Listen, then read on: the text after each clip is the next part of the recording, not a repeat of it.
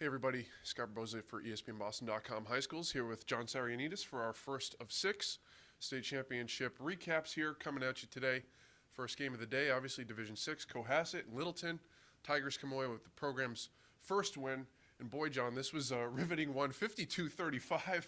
I mean, if the rest of the day is going to go like this, we might be here for a while with this prodigious scoring pace. But, man, what an unbelievable day from Travis Bassett.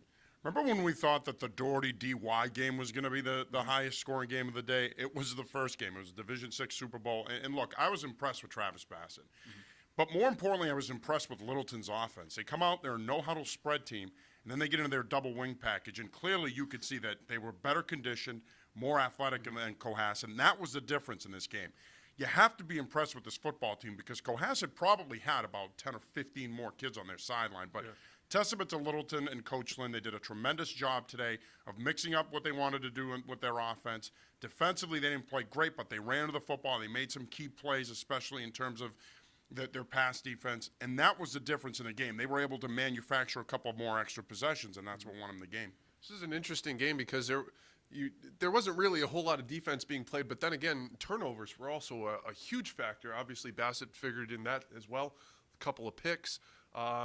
It was interesting. It was kind of a bend but don't break, but then break ultimately at the it was kind of a weird game in that.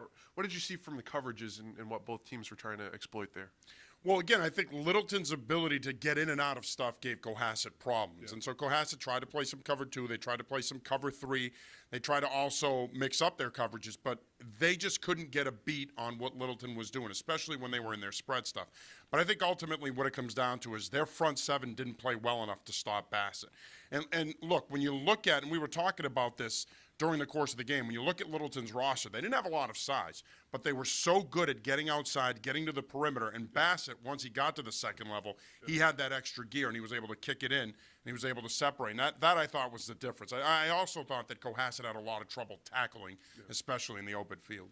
505 total yards of offense for Littleton here. Obviously, Bassett was a huge part of that.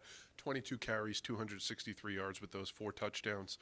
I mean, just what did you see from them in the ground game, and what were they able to do so effectively? I loved what they did with their spread running game. They got their offensive linemen involved laterally, moving them in their counter game. They did a nice job pulling the ball on their reads. It's multidimensional. And then you go from that to that double wing, which is foot-to-foot splits, and it's basically old-school 1920s football where you're running a power toss, a rocket, and a quarterback sweep. And again, Cohasset had a real tough time adjusting because you're compressing, you're going out. That's a lot for kids to handle. I said that on our chat.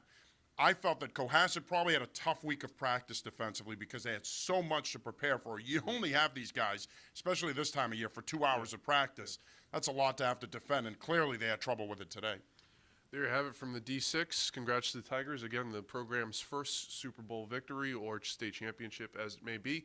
We got a great one going on here with Division 4, Dennis Yarmouth and Doherty. We'll catch you next after that one.